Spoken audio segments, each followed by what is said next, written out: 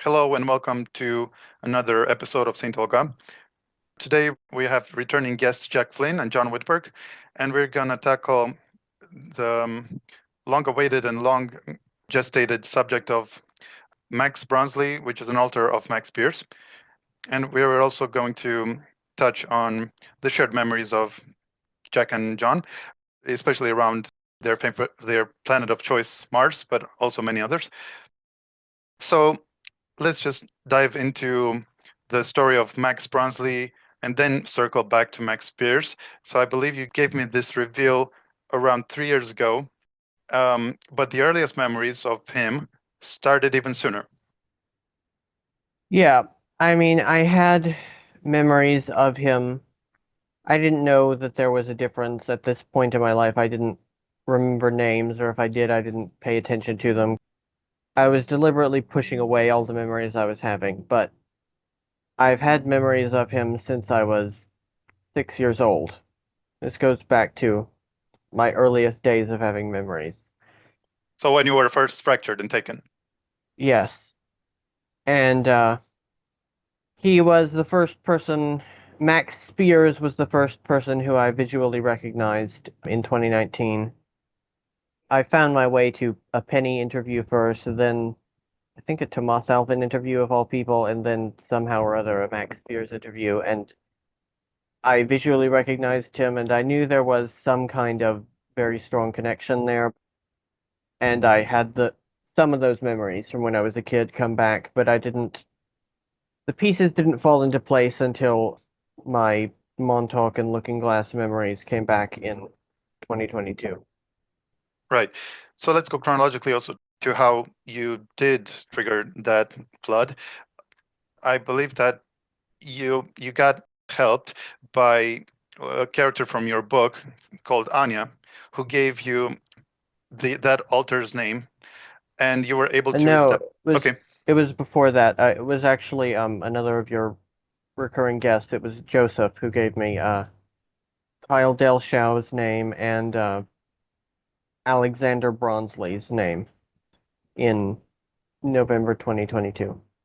which are your Looking Glass altar and your Project Phoenix altars. Yeah, And when did the Class of '69 reveal come in? that period is a bit fuzzy to be Because honest. just because of the synchronicity with the channel and the title, I Yeah, wanted you to maybe go over the members, if you're at liberty, of the I Montauk am Class of not. '69. You're not. I am not. Well, some of them. I can give you a few.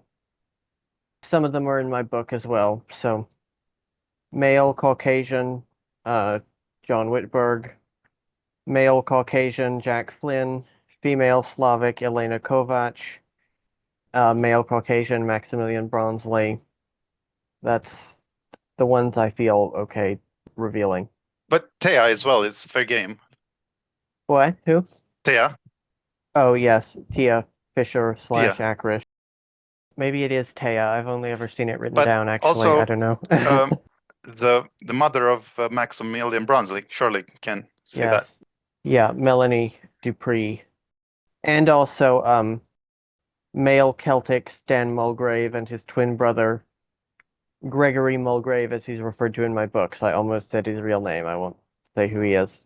But Okay, so I figured we'd very quickly gloss over Alex's upbringing to give context because we did cover it in another interview, but just a few sentences about his rough upbringing and being cloned and age regressed.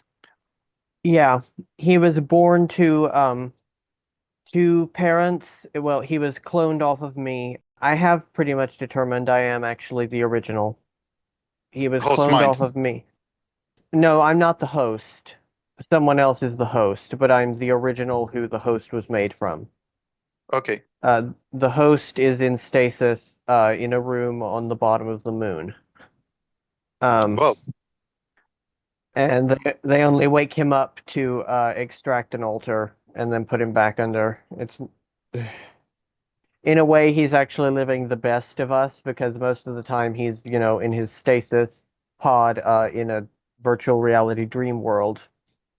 So so first, do you believe that this is the case for many of the speakers that we know today? And Yes. mhm. And the other thing, do you believe that the overlapping, the bleed through of memories from multers is not exclusive just to the host mind, but happens to all of them? They all get bleed through from all of them. I'm sure it does. It would be very strange if it never happened to anyone out there. Right, right. So just maybe a few sentences about the childhood and also maybe the abuse, Yeah. or and then how you came to meet with Jack.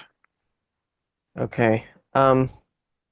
Basically, he was cloned off of me in 2007 and sent back as an embryo and implanted in the womb of a naval intelligence woman in Okinawa. His quote unquote father's name was Robert Bronsley. He was CIA, and his mother, as I mentioned, was naval intelligence. Her name was, what was her name? Janine Bronsley ni Vasconcelos. And yeah, this base in Okinawa was used for spying on South Vietnam. Be right, 1 second. Okay, this gives us a chance to discuss the next segue. I mean, do you think, Jack, if you came in with something like you're back and forth between Earth or Area 52 or so? No, back and forth to the Montauk project between Mars and this planet in the integration programs or the integration projects that the Mars Germans had for hybridization programs off world for genetically created assets to integrate and to infiltrate into human society, into planet Earth society. I was a part of that program in particular. Right. So yeah, Um, between my birth, because you have to consider the time space differentiation between Mars, other planets, and Earth, because there is 2 years. One of Earth years equals a Martian 2 years. 2 years on Mars. One Earth year, 2 years on and Mars. just as context, that you were born in '68 on Mars in a cloning facility.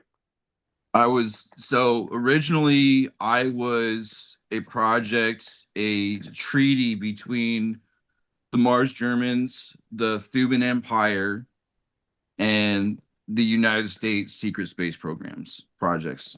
Yes, the Area 52, 100%. And Project Hydra. Project Hydra was a sister project of Project Ibis. Project Hydra was taken. The idea was, okay, you had Project Ibis, and then you had Project Hydra, and you had other projects, but Project Hydra was created in a very, I don't know how to describe it, how to explain it.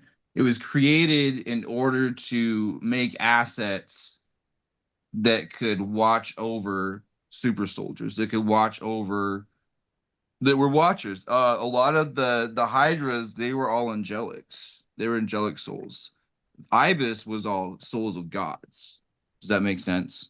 So watchers. Hydras were watcher souls. You Yeah. Hmm. might can think of them, and not all watchers, and watchers were they're not from this universe at all. And I was put into Project Ibis as a watcher over these gods and goddesses, as well as to bring balance into the project and to watch, because they is to gain intelligence, to keep an eye on it, and if things got out of hand, because I have Apophis DNA, I have Ares DNA, and I have all my DNA is basically anti-hero DNA from beings and from entities that they've found even in past, in time travel, brought forward and integrated into my body. I am a prototype. Every single Hydra was a prototype. We are respectively an island unto ourselves with different abilities that they just basically rolled the dice on and said, hey, let's put this DNA, and we're going to see what fucking happens. Out of 63 subjects that were created, 9 survived to embryo, and only 7 survived to beyond embryo that I'm aware of. Hmm. So is the point to mix angelic strains with fallen angelic or what? Because you said that some are anti-hero. Anti-hero, so people no, these are well, I mean, if you consider the Anunnaki a fallen species, and yes, because Anu was my sperm donor and Inanna was my egg donor. And then after that it was just genetic splicing. You had Aries DNA, you had Tyr's DNA, Lilith's blood. So if you consider Lilith a fallen, yes. Hmm.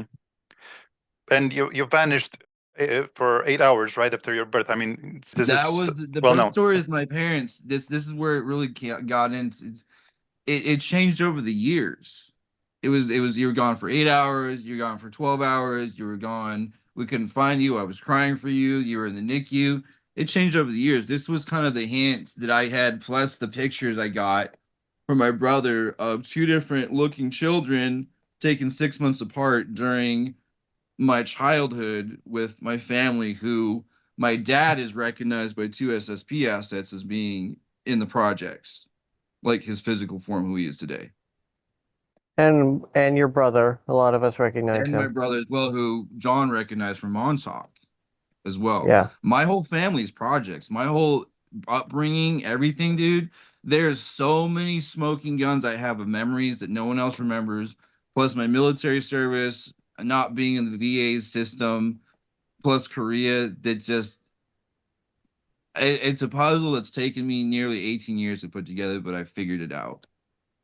I have a similar but kind of opposite effect in that there's so many things in my childhood that I should remember that I don't. There are photographs of family vacations that I don't remember being on.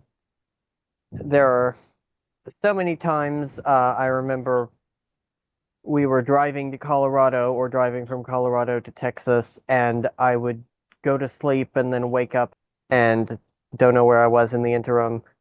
Weird shit like that. And a lot of your childhood is from, I mean, memories from clones, right? For me, I Yeah, was in and out of clones here, 100%, yeah, dude. I had so many issues from what I was told as a kid. Like I've seen my medical records from my birth or whatever. I was born with 80% hearing loss, chronic bronchitis. I mean, you name it, I had all these issues. It just like health issues stacked on health issues. It was unfucking godly, the amount of health yeah, issues I had as a child.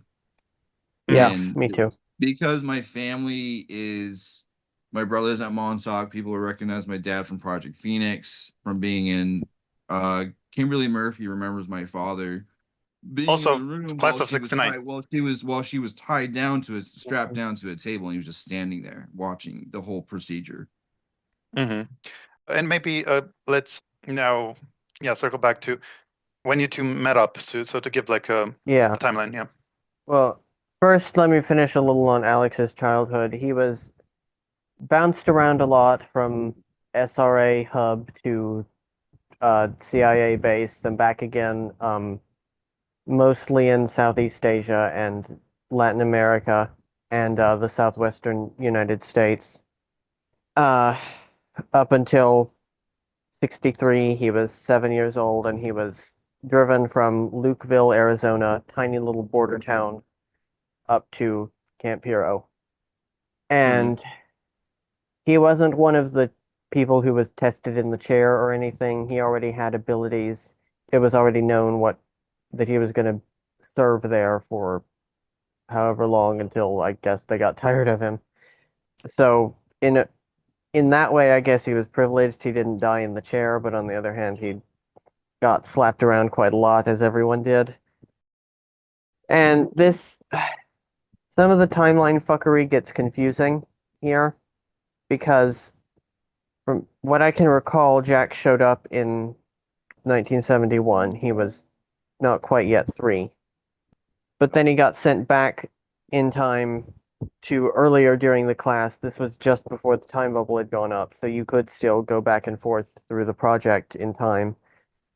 And so he was sent back to 64, I guess, and became part of the class of 69 with me. Um, and there was a little group of us who developed a friend group. There was me, there was my trauma twin Melanie, Danny Boy O'Brien, and a British girl named Jade who did not last very long, and Stan Mulgrave, and another girl named Rachel. Hmm. That was our little group, which was how the only way you could survive there was you had to have a little family, Yep. one who could get you clothes, one who could get you food, who could tell you what work details to dodge, who could tell you when there were places to hide open, you know, who could get you stuff to barter with, all that. Hmm. Very concentration camp style living, really. But Right. Jack, do you have an explanation for all these back and forths and all these extreme time displacements and skullduggery? And does it have to do with your soul contract and who has climbed to your DNA? Well, so because I was put in because of Thumans and the Mars Germans and the United States, because I was a contract, it was a prize contract to be traded between the Germans, the Thumans, and the United States secret space programs in conjunction with the ICC and all the off-world fuckery that's been going on for so long. That's why, 100%. Hmm. Because of the time wars and their plans, it was for training, for putting me in different units, for the cross-referencing of having been in the Mars Marines, having served in the Black Navy, having served in the United States Army, and as well as the off-world Thuban space program that they traded assets between the Mars Germans for their contracts and agreements to get to with the Sakaar, because the Sakaar, when the Mars Germans first got to the moon, the Sakaar were there, but there are also elements of the Thuban Empire that were there as well. And that's Oh, how they got their technologies, and that's a bit in trade for human assets and for projects and experimentation. I was a part of that in the 60s, late 60s. hmm. Now, returning to Max, we already did a previous interview about Looking Glass, where we covered it in more detail, but let's continue with your meeting up with Melanie and eventually striking a relationship with her. well, we'd been in a relationship way before that, but we'd been in a relationship since we were kids who had been age progressed to adult bodies during Montauk, but we were separated in 74, December 74, when I got sent to Looking Glass as a punishment because I pulled a gun on Preston, which I had done several times before, and my vindictive handler. Will I name who she is? Do it. Sarah Adams. Um, she was my handler at the time, or rather, I don't know the alter's name. Well, you are Because you did you a solid there. yeah, in a way, she did. Weirdly enough, that was not her intention, though. Hmm. But so I was sent to Looking Glass, and then 2 years later, by circumstances I don't even know personally, Melanie was sent to be there, and we met up again, and we immediately got married. Um, Off planet, we had a pretty beautiful wedding on this planet, which had a lot of megalithic foliage. I mean, really megalithic. I mean, there were like roses that grew on single stalks that were the size of a redwood tree and things like that. It was a hell of a place. And we got married on top of a mountain that was actually a fossilized tree stump. It was amazing. Like a butte. Is that what they're called? I think so.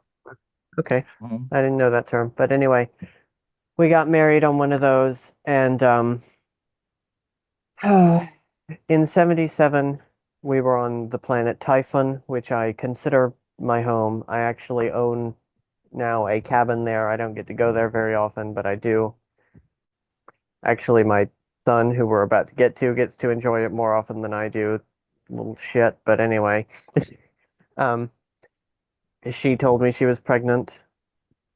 And I want to make it clear, a lot of these pregnancies in these programs are surrogates. but a lot of pregnancies here are surrogates. I am most likely a surrogate. My mother that gave birth to me is probably not my biological mother. So you don't look like your parents? I look a little bit like her. I do not look even remotely like him. Hmm. But, or was I? Oh, yeah. And so this was very happy news. So we went back to S4. Our mission was canceled. It hadn't been that big of a deal anyway. We were kind of like we were spying on trade deals, and it turned out that there wasn't much to spy on. There wasn't really anything nefarious going on. So we got sent back, and so he was born on July 8th, 1978 at S4 at 2:51 a.m. He was 9 pounds 2 ounces, and he was immediately wise beyond his years. Like he smiled within a few days after being born, and immediately as a baby, he had an intelligence in his eyes. Every parent says that, but like I mean it. He had a look in his eyes that told you he was watching you and he knew what was going on, Right. which genetic engineering will do that to a person. So, And I should go back to during the pregnancy. She did undergo some treatments genetically, which was good because he was born 5 weeks prematurely, but you mhm. would never know it. There were no complications, and it's probably a good thing he was born 5 weeks prematurely if he was already 9 pounds at that point. Like it was a big baby. Do you think he was part of like the Moon Shuttle or similar program? If say he was so genetically altered, and so basically he Likely. wasn't your organic, but for all intents and purposes, he was your child, right? I mean, I'm saying that I'm because going, the only reason why I'm inclined to say that is because when you look at his Earth mother of Max Spiers, I mean, um, yeah, she's a spitting image. So no one's going to say that the two, are not mother and son. okay. I'm going to say I don't know Hmm. because there's all sorts of things that can be done to create these sorts of appearances, and they will go to all sorts of lengths to do that. Hmm. I can confirm that So, because I yeah, look like my Earth dad here. I look similar to him, but I look nothing like my quote Earth mother at all.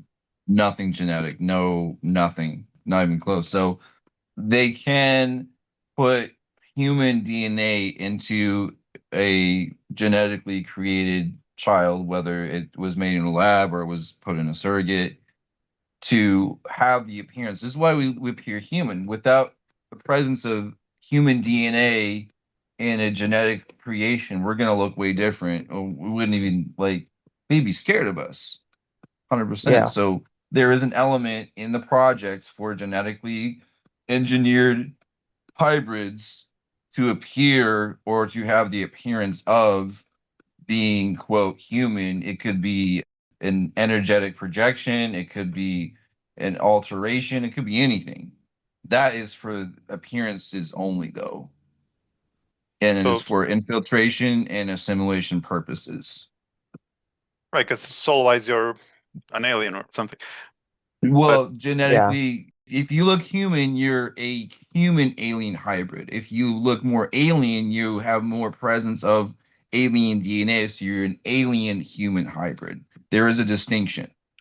mhm. yeah, But this concept seems extremely far-flung to the general population. But yeah, we will include some paper backing that yeah, John has sent to me in various patents Yeah. related to cloning and surrogacy and so on, just to yeah. base it a And little the bit. the surrogacy patent, people should note that I it'll either show up on screen right now or whatever, was filed in 1955. So, this goes way back, and there are also time machine patents in there, which means this technology could have even been created in the future and sent back. There's hardly any limit to this. I'm not asking anyone to absolutely believe this. I'm not asking the Earth Mother, who I'm not even going to name because I don't want to drag her into anything. but I'm not asking the Earth Mother to believe this. I'm not even asking her to acknowledge me or any of this. I'm just telling people there can be things out there you don't understand. Well, your account is not mutually exclusive with anything that Max Spiers had said. On the contrary, No. it can add to it. But so Yeah. go ahead. So he was born July 8th, 1978, Yeah. at S4, and he was raised in between S4 and Hong Kong and London. Somehow or other, he acquired British citizenship for free because we lived at a base in Hong Kong, which in the 70s and 80s was still a British colony. And in order to be enrolled in that school, he had to have citizenship. So they basically just gave him citizenship for free, which was nice of them. But he And had that's an a American this accent, I'm guessing. he had an American accent, also with a sometimes a bit of a Russian lilt because Melanie was half Russian. Half French. And yeah, half French, half Russian. And this being the height of the Cold War, we all thought, well, it would be useful if he spoke native level Russian, right? So the main language that they spoke together was Russian. But with me or with Alex, he spoke English. So yeah, he had an American accent. Right. And not to make things too convoluted, but we do have to address the fact that technically you could say that his first growing up or something, you can correct me if I'm wrong, was Project Ibis. And he did appear actually in your first book, but under a different That name. that was an alter of his. So it was That was not not. Bronsley. Okay. No, that was not. That was Josef Stryker. Okay, then maybe can you elaborate on how he did come to, be split? I I, to be honest, I think those memories are suppressed. I have some faint memories of his training, which started when he was about 3, which is when I wrote, we talked about this in my Looking Glass show, but that was when I wrote the song that became A Whole New World in Aladdin for Yeah. him, uh, to make interplanetary travel and the use of the Looking Glass appealing, because he was scared of it, as any 3-year-old probably would be, and he was scared of the big lizard people who were trying to teach him how to do it and everything. So, but Do you you know, reckon that the altar that was sent on Ibis could possibly be Max Spiers? he had a German accent. Okay. So no, I don't think that was Max Spiers. I think that was an alter of whoever the original is. And I should note, it's possible that all three, Stryker and Spiers and Bronsley, are an alter of some other dude somewhere, Hmm. It's complicated always, and you can't fully, truly know anything until that fine day when we get our files. Right. So, Jack, do you have any memories of Max Bronsley's early life? Very few because I was back and forth between Mars, Earth, my training on Mars, and my training here. It's also noteworthy that people remember me this face as I am today. I still look the same as I did at Montauk and Offworld.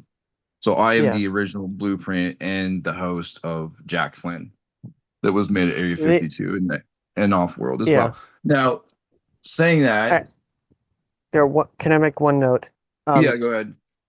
Alex looks the same as I do. Heinrich looks the same as I do. They all of my male alters look the same as I do, With except maybe slight some of them with slight differences. slight differences, maybe shade of hair or eye color or height, all of them except for Kyle, but Kyle, I believe, looked like me before he was put in the synth body. Jack, can you I comment? recognize John's soul and his consciousness blueprint, and that's how we found each other back in was it 2023? Hmm. Ron? Yeah. But can Yeah. you confirm that Kyle looked like the dude in Alter Carbon? The big, dark blonde Nordic built guy. As a synth? Yeah, That's as what I remember. mhm. That's what I remember. Cool. I remember I wasn't at Max's birth. I was off world as many many times I was, but I do remember coming and holding him, seeing him, holding him. I heard about his birth. I came back and I was like, I found John, Melanie, and I came into the room. They handed me the baby. I held him for a little bit. I handed him back and then I left. That's what I remember. Great.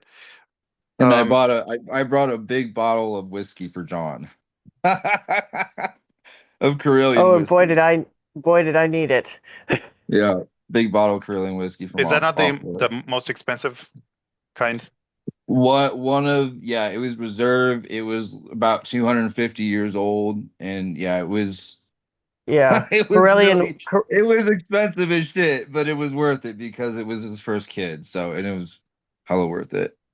Yeah, Yeah, I had a Corellian shot. whiskey. For people who don't know, it's infused with the pits of a kind of apricot or sour plum. I mean, here you can't eat apricot or plum pits, but this is of course, an alien species, so it's safe there. And it gives it a subtle, sweet, fruity aftertaste, and it's very, very smooth. It just goes down like warm butter. You don't even consciously swallow it. It just slides right down. It is the most beautiful thing. Um, Yep. Yeah, So it's a shared passion between us. It's our favorite whiskey. yeah, the If you're shit to here compare doesn't it to even come something close. here, I wouldn't even really compare it to it. But if you're gonna compare it to it, then SoCo would be like diesel compared to Yeah, it. pretty much. so now maybe let's return to the the switch in programs for Max Bronsley, which was from Well, okay, go ahead. I'd like to mention a couple little happy memories from Sure. his childhood. Um, I remember we moved to Hong Kong when he was 2, and we had every Friday off. We would go up to the surface and we would live live our lives, pretending to be kind of normal people. And I remember there's a cafe. It's actually still there. It's called Cafe Mido. It was featured in the movie The World of Susie Wong, I believe.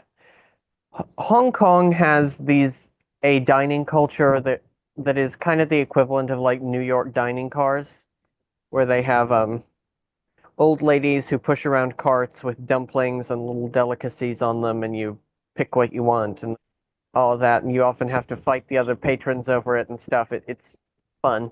Um, and he would always Max. He has a gift that was infused into him with the DNA modification called linguistopathy, which they disclosed this in Altered Carbon, where they showed that the super soldiers in that could hear a few sentences in a language, immediately understand all of it, and absorb the entirety of that language and meld into a culture within seconds of landing on any planet or anything.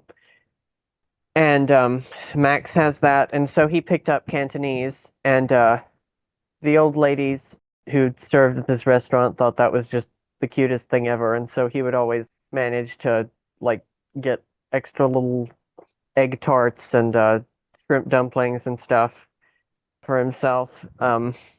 He ate us out of house and home. Well, he still does that. Always hungry. So he loved Hong Kong. He still loves it. He wishes he could go back. Uh, as a British citizen, he technically would have a lot of rights of abode there. It's just a matter of moving the 16 light years, you know. But I'm sure Hong and Kong again, inspired many breakaway cities, yeah, colonies. yeah, it did. It's a pretty inspirational city. But he loved Hong Kong as a kid, and he loved Cantonese music. He loved Cantonese food, and he also loved London. He loved, you know, he loved the finer things. It's Still does. considering that Spiers and Bronsley were only 2 years apart, because Spiers was born in '76, then they even could have met themselves since he was in London, right? Technically. Theoretically, they could have, yeah. Mhm. Although I don't know if was Spiers from London? No, Kent. Okay. Maybe, who knows? Maybe they were taken down into one of the mini dumps in the area together at some point, and Right. there were times when he was a child that he would be taken from us for usually no more than a few hours, or so it appeared to us. But we So didn't he know was where just he was. gone like that? Well, no, someone would come and pick him up. We would have to sign for him to go. And you had no choice, or? No, but we knew he would come back. That we were told he would come back. We had no reason at that point to disbelieve that he would not be coming back. So But he was going on time loops, not just the few hours that would pass in your time stream. most likely, he didn't remember any of it when he came back. He That, would come yeah, that back with says everything. with no memory. Yeah. If we assume that Bronsley is the original, that's most likely also when he was being split. So going back to maybe describe how he wound up being under the, tutelage of Kyle, your other Yeah. alter. Okay. My supposed father, one of several of my supposed fathers, there are three people who are likely candidates to be my father in the programs. And one of them who certainly exerts the most control over my life, or did until his eventual demise, was the man in my books known as Emmerman, which is one of his many names. He is called the Man with a Thousand Faces for very good reason. I'm gonna admit that he's probably my favorite character. I mean, on parity with Kyle. Emmerman? Everman? Yeah. He's very easy to love when he's not being an absolute cunt. Which he never was to Max. When Max was growing up, he gave Max all the best whiskey, the best hookers, the best bedroom in the house, all of that stuff. But hmm going back, Emmerman is or was one of, if not the most powerful humans in the SSP, or at He least was, yeah, within Nachtwaffen. what was his rank there? I mean, Admiral. hmm He called himself Admiral at any rate. He was an But admiral. Because he not only commanded fleets, but he also, if there was a serious conflict, he would be in control of an armada, which is yeah. several combined fleets, and not just Nachtwaffen. We're talking other joint Mhm. forces that worked with the off-world German breakaway civilization. Yeah. And he had quote unquote, to use an old carbon term, sleeves. The real term used out there is dolls, who would you would never know it was him. There are people who I now suspect were him. so transfer of consciousness similar to Alter Carbon again. Yeah. Yo, Or just have it divided into different ones operating Oh yeah, because I simultaneously. think he had a quote in the last one about how it's a necessity for him to be dulling, right? Yeah. He would spread himself across different places. Otherwise, he couldn't get And things done. Yeah. yeah. Emmerman tracks all my alters. Or did when he was alive. I constantly have to remind myself that he's dead, but at Spoiler any alert. rate, yeah, well, I think I've disclosed that on the show before. And he was killed by one of the characters in the book, Yeah, Georg Nimmer, quote unquote, that's who not was supposed his to be real name. his protector. Yeah. I think that Emmerman would have been proud of Georg in kind of a fucked up way.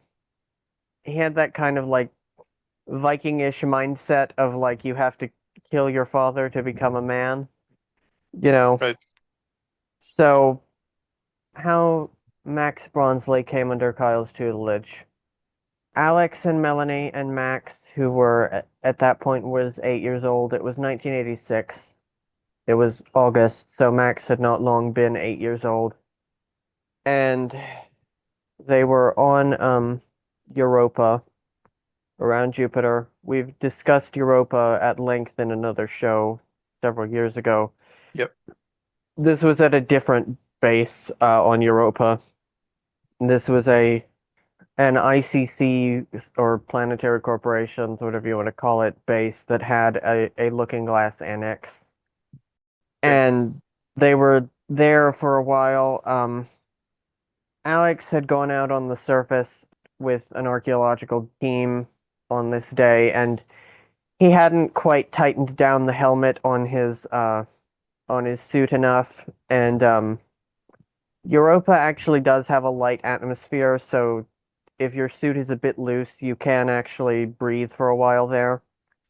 But uh, the thermal the thermal seal didn't quite engage, and so he had basically the mother of all head colds for several days, and so he slept in one bedroom, and Melanie and Max slept in another bedroom so as not to catch it. And this was, I used to know the exact date, but it's in volume 2. I don't recall it exactly right now.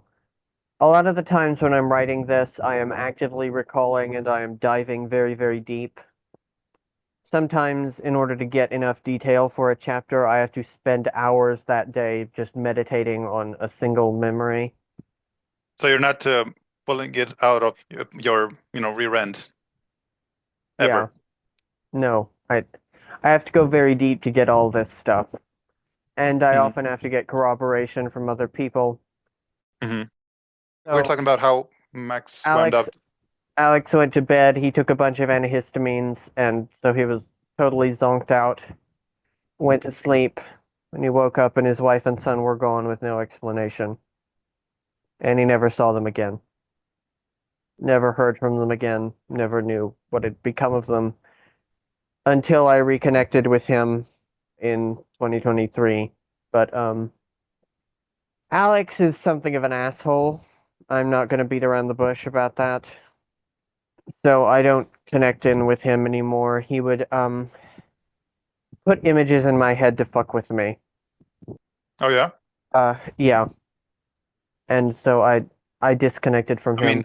something that would give you a cover memory or just something. No, not a cover memory, like trauma. Oh, intentionally to fend you off. Yeah. Mm-hmm. Okay. And then he would laugh about it and pretend like he wanted to be forgiven, and so, but then do it again, and so finally I had to cut him off. Right. I wish him all the best in life. I hope that he is happy, but some people are just assholes. But that's fine because you made a very close friend in Kyle, who was Yeah. where the story picks up. Yeah. I don't know what happened to Melanie ultimately, but Georg Nimmer, as he is called in the book, he picked up Max and Melanie from Europa and drove them in a truck through a gate to Camp Hero. And he dropped Max off, and where he took Melanie, I don't know, and he doesn't know. We can ask Melanie because she's also public. Yeah, we can ask her. She says she has faint memories of it. I haven't, to be honest, I've been a little scared to ask. Okay. But yeah, I will after this. So Max wound up on the landing pad at Camp Hero. Which was orchestrated by the old man for him to be guarded over by Kyle. Yeah. Yeah. I sometimes think maybe Kyle was created specifically and solely for this purpose. And that's because he has penciled Max as his successor because he's related to him. Yeah. The same way that you're his son, his grandson, right? Or Max is his grandson. meaning your original self that's probably in the base under the moon, right? Is his organic son. Well, no, I'm the original. The host alter is the one under the moon. So if anyone is his biologically Emmerman's son, it's me. Okay. So where was I? He bonded with Kyle instantly. Instantly. Kyle had no idea that Max was his son, or Kyle had no idea he was an alter of anyone. At the time, neither Kyle did didn't. Max. No. And Max Bronsley still, he has faint memories from Spiers' life, some of them. He doesn't know the actual connection, which of them is the original either. Oh, okay. And But do you believe that some of Max Spiers' SSP memories could actually be bleed through from Bronsley? yeah. Yeah, How sure are you? 100%. Yeah. Okay. yeah, I'm sure. That's the only way that makes sense. Or from Striker as well, probably the Ibis. Right? But Yeah. He had IBIS memories. Spiers had IBIS exactly. memories. Yeah. So yeah. Um he wound up under Kyle's tutelage. He was kind of sad and scared, lonely, as any 8-year-old boy would be, but he was very strong and determined. And I should tell his full name. He has a very strong name, Maximilian Alexander. Right. Um, So you named him, I mean, as Alex after yourself. Yeah. yeah, and Maximilian after a historical figure that is now slipping out of my head, but It could have been a nod to the fact that they took Max Spiers. It doesn't matter, you know. yeah, Anyway, um, so yeah, he got trained in all sorts of skills like weapons and psionics, right? yeah, at Camp Hero, which again, Kyle wasn't allowed to be a part of most of that until after the Camp Hero Revolution in '86. And I should note, Max was taken in '86, but for some reason they moved him back a year in time to '85, which is when Kyle picked him up. Hmm. Uh, I don't know why. There's no explanation for why a lot of this time travel was done. And how did he perform But at those lessons of psionics and other interrogation even? he excelled in most things. He is a very skilled telepath. I mentioned earlier he is a linguistopath, and he is quite superhumanly strong. Um, he is an ultra soldier. Um, which means not only is he superhumanly strong, he also can enter another person's or an ET's mind and puppet them for a time. He has sniper's vision. Uh, he can do some amount of telekinesis. He's was never as strong as with telekinesis as I ever was in my alters, but he managed it. Everyone has strengths and weaknesses. You know, I suck at remote viewing, really, but I am a very skilled clairaudient. Which is how you got in contact, right, with him. Yeah, we'll get to that, trust me. But Kyle did get to train him in weapons, um, and he excelled in that completely and totally. He's a major weapons nut. He has quite an impressive collection now. My favorite thing about him personally is his sense of humor, from the books, Yeah, which is he absorbed it from the likes of Jack and yourself as Kyle. yeah, Yeah. yeah. He's a typical snarky, foul-mouthed soldier boy. Gallows humor, I think it's called. Yeah, He got his dark humor Yeah. for me though. yeah, And he was best friends with Jack's son, right? yeah. Andrew Flynn. Yeah. And he still considers Andrew his best friend, even though Andrew died, decades ago. He still has a great big picture of the two of them together at Puget Sound on his wall at home. Jack, I think you mentioned some memories of a barbecue, right? And their fondness for comic books. Yeah, both of them. They And loved comics, particularly some superheroes, but they also liked the Archie comics. And anime. yeah, Sangokushi and They did the affinity original, for manga comics. yeah, the So original that's Death Note. He has the entire original Death Note, which is like 5,000 pages or something. But I Uh, remember the first edition of the Spider-Man comics when they came out, when Stanley wrote them. They shared an original comic book of the first edition that we got them. Did you bootleg them when you were in Project Phoenix, or these copies? Whenever we went back in time somewhere, we would buy him a comic. Hmm. So in these early adolescence, started even getting sent on missions, right?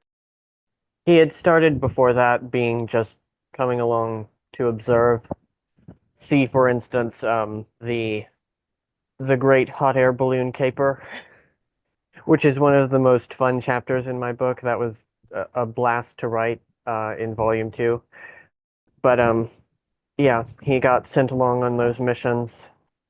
And then he started being sent from about 14 on military ops. With the Medusas, or This was before the Medusas were a Mhm. thing. This was just with Kyle and by that point Hadane, two places around. A lot of them weren't pleasant.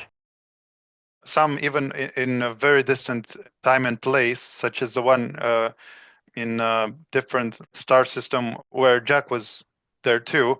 You, Jack, and Bell- right? Bellatrix Secunda Yes, protecting hurrah. where he was age advanced, but he was also more just a witness, right? Because he was so young. Yeah. That's also a very fun chapter, by the way. It's true. And what about? Did they also have an affinity for Mars? Of course. Yes, he liked Mars. He grew to love it. Although now he says he kind of hates it because it's where he was living when he lost so many people. So he Mhm. finagles his contract so that he doesn't ever have to go back unless it's absolutely necessary. And maybe go over a little bit the glass hub that you co-owned together, you and Jack. Yeah. The Glass Uh, Hub was a spy brothel, basically. it was so the original building, what we based it off of was there were these orbitals that were over Mars. There was small observation stations, and one of them we ended up buying as it was in a deteriorating orbit, and we ended up buying it, and we got brought it down to the surface, and we're like, huh, what the fuck are we gonna do with this? And we're like, yeah, well, you know, we built a small bar just for our team. We started serving drinks Yeah, we hired a and very bunch of ladies of the night, trained them how to defend themselves and get information. we actually found a lot of we rescued a lot of the ladies that were there. We gave them rights. We're like, if you say no, no means no. But they wanted to ply their trade because it was what they're used to. Also in revenge and vengeance of having been trafficked by the German high command. So, because some of them were trafficked by the German high command. Um, the thing about the glass hub also was in the center. If you went to the bar and you paid a certain amount of money, we could open up a gate, and there were gateways to different areas of certain places you could go with different themed hubs where you could ply your trades. In other words, you could make deals, black market deals, backdoor deals, and no one else would know about it but us. Different parts Mhm, of the systems that were out there. mhm. And Interesting. that's why part of why it was a hub. That's why the hub came in, because there were different areas you could go, hubs you could go to from the central location of the glass hub. Mhm. If Wow, that I I made won't be didn't know sense. even that. getting in. Yeah, that stuff is not coming in until volume 5. Yeah. That's Anyways, there was a lot that went into the glass hub, and being the yeah, proprietors, being the co-owners, and the operations, and the reasons for it, and the intel guy. I mean, dude, it's when you get a German drunk and you give him a woman, he'll say anything in pillow talk because he thinks he's in a yeah. safe location. It's the way the brain works, the Aryan brain works. Yeah. Yeah. It was And very effective. I ran the bar. Yeah. The bar was mine. Max thrived in the glass hub. Yep. He loved all the easy access to hookers, Oh yeah, as any young man. You know. I think there's even a couple of stories in the book, right? About Yeah. Not explicit, but yeah. He's quite the womanizer. Mhm. Also, let's quickly cover the adulthood and what happened to him in his 20s and where he was parallel to Project Phoenix was hired even off-world. He lost a lot growing up. I mean, he lost his first parents, and then he lost Andrew, and then eventually he lost his uncle Yoshido, who he adored. Yoshido had been the one who guided him in how to survive at Camp Hero, for all intents and purposes. And then he lost Joshua McBride, who is a Medusa who died due to a giant eel. And I mean giant as in like a mile long. These are savage spoilers, but okay. Yeah, a mile long monster eel that we encountered on a planetary survey, which devoured Joshi. But at any rate, he went to his grandfather and he said, I want to do more work. I believe in this effort. I want to do more work. And I want to stop being shielded from so much. Which you could argue that he already wasn't that shielded, but he felt that he was. That must And have this made was his grandfather proud because he had tried, Mhm. I mean, to present him and promise him all these wonders and all these riches, right? Yeah. And so his grandfather agreed. His grandfather had said, I believe his exact words were, you only become an emperor if you work like a slave, or something like that. So, yeah. His grandfather agreed and started giving him work contracts, which Kyle usually accompanied him on. Or if Kyle didn't accompany him, then Max usually was with another of my alters. Off-world, right? Yes, off-world. Usually, not always. He did do stuff on Earth here during the Iraq War as well. So had Um, his telepathic abilities developed to the extent where he could recognize that it was your essence that was yeah, controlling, the other people. yeah, he knew. And plus, I think his grandfather let him in on that to some degree. Not all the way, but to some degree. Heinrich, one Heinrich of the, was not. Oh, yeah, he did meet Heinrich. And he also met, but he had also met Heinrich actually during Heinrich's childhood once. During a family vacation on New Atlantis, when Emmerman gave everyone, he gave us a little gunboat that we got to take out on the water. Jack, I know you remember that. The pirate ship fight. Yeah, Oh man, that was a blast. yeah, it was a That was blast. fun. That was like the ultimate cosplay because we got a hold of some black powder weapons and a cannon and old authentic outfits that we stole from a time travel escapade back into the Caribbean. I think it was in the early 1600s. Hmm. So everything was authentic. Black powder weapons, a cannon, the fucking hats, the Yeah. Jolly Roger raising the black. Yeah, it was a blast, dude. So much fun. That was one of those times you remember that was like there was nothing bad about it. Hmm. Pure fucking unadulterated fun. Yeah. was this around the time that Jack, you went on that rescue mission where Alex and Max were captured? Rescue mission was later. Yeah, rescue mission is way later than that. No, That this is early. that wasn't Alex and Max during that rescue mission, by the way. That was Jonas and Max. Um, Yeah. Okay, by the way, we need to do an entire show about Jonas. no problem. I've salvaged enough of his stuff in recent months that I've got enough for a show. But so yeah, Max was being sent around in his 20s, and in some ways, I would say he became a bit less sweet. He was always very sweet with his father, all iterations of his father, and he still is. Since we were connected, he always, he's a foul-mouthed little shit, but he always tells me, "I love you, Dad."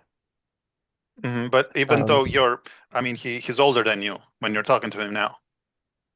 yeah, but like when you've lived the lives like he and I have, you don't see age. You hmm just see the relationship. Plus, most people, plateau around 17, 18 mentally. So, And also, look, if you're a parent and you got put into a stasis chamber right this minute, and then you woke up again in 30 years and your child had aged 30 years past you, would they stop being your child? Would you right. stop having the relationship with them as your child? No. That's why you had a visceral reaction even watching his other alter Spiers. Yeah, I had a lot of. I still struggle to watch them, even though I know that Bronsley isn't dead. Bronsley is very much alive and kicking. And But what's Spiers, I still have a reaction to. and what's Barnsley's his opinion of Spiers? Contemptuous. That's strong.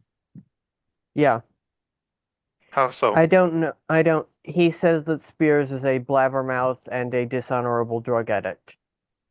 Wow. So I am he has not. no I don't. kinship. No, he doesn't. I don't agree with that, by the way. No, neither do I.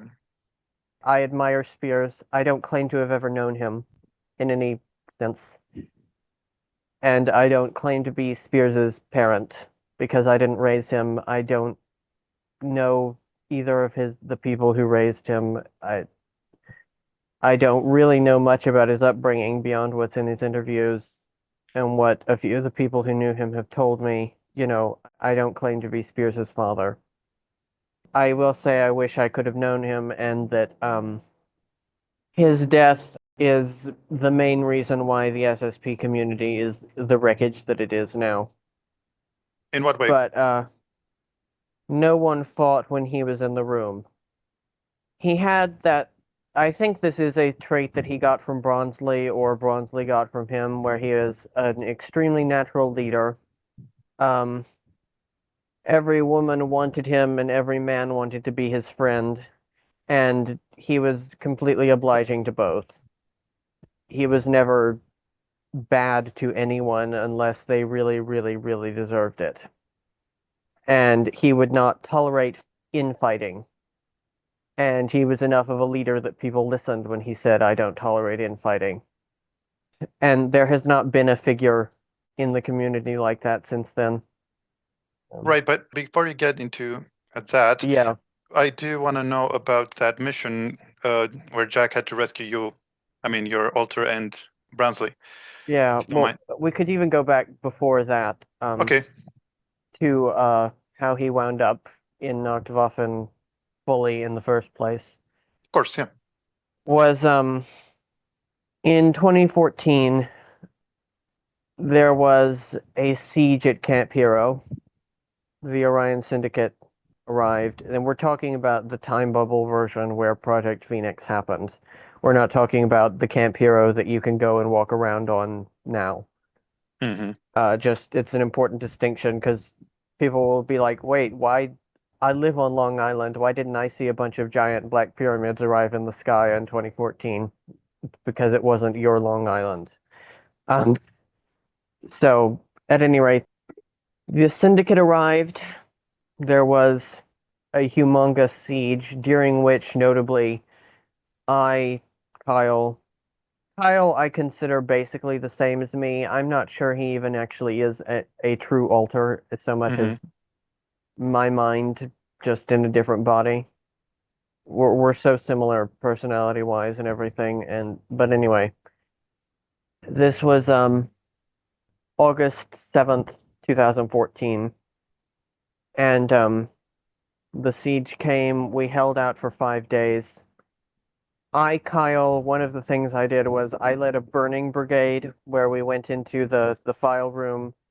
We turned out all the files onto the ground, dumped kerosene on them, and then blasted them with napalm flamethrowers. Because we did not want the Syndicate finding anything. By that point, we knew the siege was lost. We didn't want the Syndicate finding where we were going or our satellite bases or whatever else. And there were 20 people executed for collaboration with the Syndicate once the siege had ended and we had escaped to New Orleans.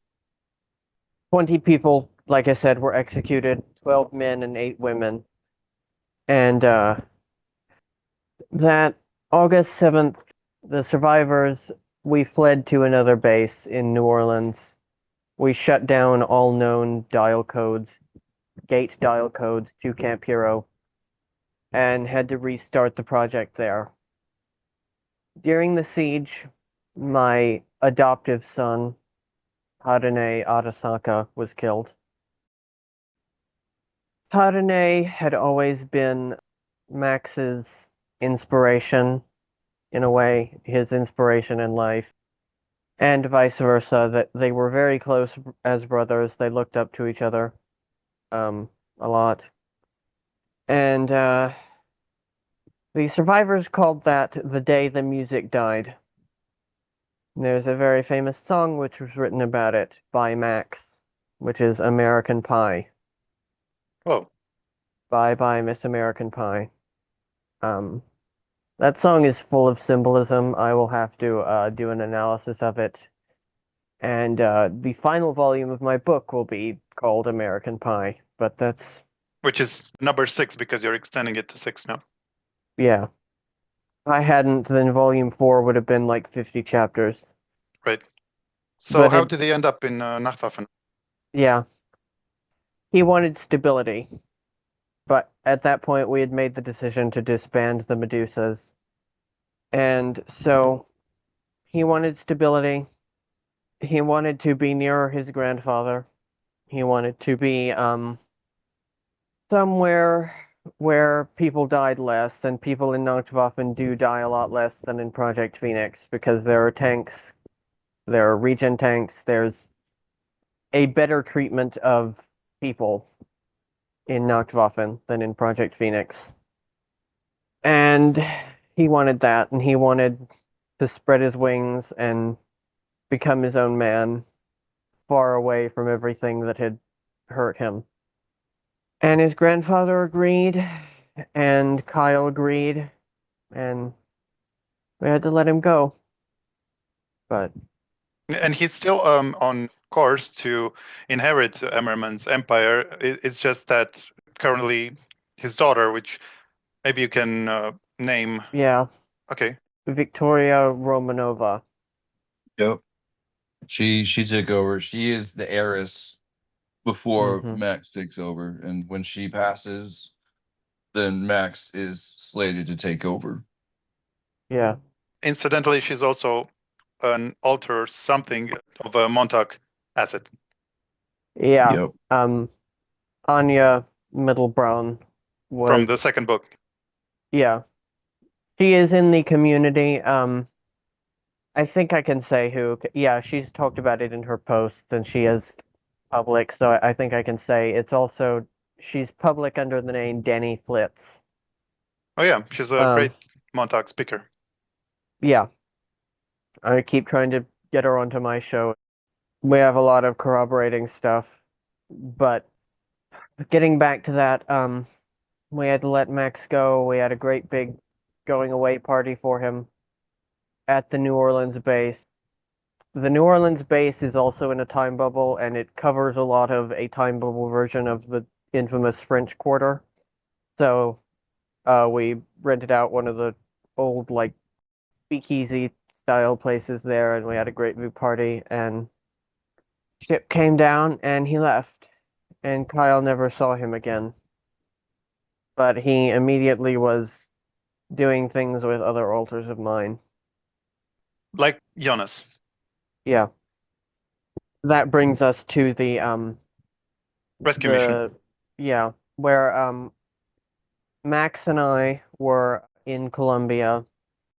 Some of it is a bit fuzzy. I don't exactly remember why we or how we knew about this syndicate cell that we were tracking, but somehow we did, and we were tracking them out in the jungles, but we got ambushed, and we were tied up and dragged to this ancient shanty town, long abandoned in the jungle near the coast of Colombia, and yeah, that was the rescue mission. Jack, continue. So the interesting part about this is that I heard about it via the Off-World Intel Network, effectively because it was Emmerman was still alive. Emmerman was actually the one who told me about it, and I was like, shit. And they needed someone because I'm a Hydra and I am genetically altered and supercharged to deal with threats that no one else can usually handle on their own solo. Everman, I was picked. I volunteered to go. So I remember landing. I believe it was a drop pod. Is in the ocean actually. I landed in a drop pod in the ocean. I swam to shore. The shanty town. What I remember about it, it had lighting in it. It kind of looked like there's neon lights, and it was decent sized, and it was inhabited. But again, it was a shanty town. It was pretty old and rickety. But they were holding John and Max up in a second story apartment complex. Now, when you get to the Orion Syndicate, there's different species, but Orions themselves, these were Sets, who is the god of death. It was Set and his cronies that were holding John. And I don't know specifically if it was the reasoning for it was to gain intelligence. It was, I mean, several reasons, I'm sure. But for reasons unbeknownst to me, I didn't give a shit. I was gonna go get him and his son and kill anything and everything that got in the way. So I came in. Of course, I had my smart suit on, but it was supposed to be a stealth mission, so I wasn't wearing specifically any kind of armor. Um, Full active psionics, the whole bit. But I remember approaching. It was on kind of a side street. The streets weren't paved. They're dirt, but there's some cobblestones as well. Some cobblestone streets. Came in, approached from an alleyway. It kind of was like you had an alley here going this way, the main street here, and then steps going up into the place where John and his son were being held. Um, the Orions that were holding them, they were about 8 feet tall. They were green reptilian hybrids. But they weren't scaly, more smooth skin, fucking massive though. These guys were huge. But see, they weren't carrying any firearms. These Orions specifically, these were like a death squad. They carried butcher knives that I don't know how to really describe them. The butcher knives that they used. I don't know. These were probably about 3 feet in length, and they were thick. They had a thick back. They had a handle that was extended, and it was specifically just for chopping people in half, dude. Um, the first guard, there's one guard that was in the alley, another guard that was standing in front of the stairs for the apartment. I ended up getting behind the one guard. I kicked him in the knee, knocked him down. I disarmed his knife, and I slit his throat. Took him out. And the next guard, the same thing. I walked up the stairs into the apartment complex, and of course, I think there was a total of seven. So at that point, I had two butcher knives, and I was the next guard. He was standing kind of in a hallway before, like there was a hallway, and there was a part. The apartment was at the end of the hallway, so there was a guard there. Took him out. After that, I just busted in the room, and I just started swinging my knives, dude. I went fucking full bore, all out. I started cutting dudes in half at that point. John was sitting in the living room. He was in a chair with Kyle. They were back to back. Jonas. with Jonas. Yeah. Yeah, with Jonas. Yeah, they were back to back. I threw one of the knives towards John. It stuck in the ground. It broke the ropes that were holding his legs together, which then he was able to grab the knife and free himself and Max. And then it was just a flurry of fucking psionics, blood, guts, and everything. Now Set, he was somewhere else. He wasn't in the room at the time, but he showed up. I don't know if I think he actually teleported in or portaled in, but his avatar was about 13 feet tall. He had red scaly skin. He did have fucking horns, which was kind of ironic. Yeah. We finished off the And remaining guards. wings. I had taken out about 4. There were 3 left, and then there was him, which of course him and Max, we all went at it at that point, dude, because there's no way I could have done it on my own. Effectively, we cut off Set's head at the end of the fight. We fucking just chopped his fucking head off, dude. Between the 3 of us, we killed him. We killed the rest of the syndicate lackeys. When the medics showed up, the apartment, when we were done, the amount of blood that was on the carpet was about 3 inches of blood. That's how much blood and gore. They thought that we were injured because we were completely covered in gore and blood. They didn't know if we were injured. We were caked in it. Yeah. Absolutely. And at that point, when you're crashing from adrenaline that much, and when you've gone that primal, you don't know if you are injured or not. And so one of them asked, "Where did all this blood even come from?" And you just have to say, "I don't know." Don't know. The bodies that we disassembled the bodies with the butcher knives completely and totally. You couldn't even recognize there were pieces of head, brain, legs, arms. We unleashed everything that we had. We went ape shit. I lost my fucking mind. I wouldn't say I blacked out, but in the middle of killing the 4th guard, I went into a fucking blood Berserk. rage. Yeah, I went into my berserk. Now I have that ability. That is one of my psionic abilities, is go berserk. My vision goes red, my focus gets super hot, and I just fucking go. I don't see anything, dude. So you were Jack Flynn, the same Jack Flynn. I am as I am now, yes. But to be fair, again, it was all 3 of us that killed the Orion Syndicate's version avatar of the God of Death Set. Mm-hmm. So yeah, that was a wild fight. Do you remember the fight? Yeah, I remember the fight. Snippets. I remember snippets of it because I was in a blood rage. I was just swinging. Me too. We all I were. was just fucking swinging, dude. I'm sure we got off everything I had. I'm sure we got off a couple of snarky one-liners, though. That's part of how we stay sane in all of this, is we keep our sense of humor. The only way to stay alive, dude, and to keep from falling apart. The strongest minds that you see today are the ones who beat the system, and we are evolution and survivors. Where others failed, we succeeded. And that's not to say we're better than other people or to put us on a pedestal. That was the whole point of MK Ultra and the projects, was to create evolved, advanced superhumans that could do these things and accomplish what we have accomplished to this day. Mm-hmm. So is it Max Brownsley's telepathy that it sent out a distress call that you even went there, Jack, at the time that you knew to go there? So it was both. It was both of our distress calls. Yeah, it was a beacon specifically it's internal, actually. It's an internal beacon, and it will go off if an asset is in danger, or if there's something going on, then that will go directly to another asset. And in this case, I was so far off world, and I was out of the system when it happened. And I got the call from Emmerman, and he brought me in and briefed me on it directly.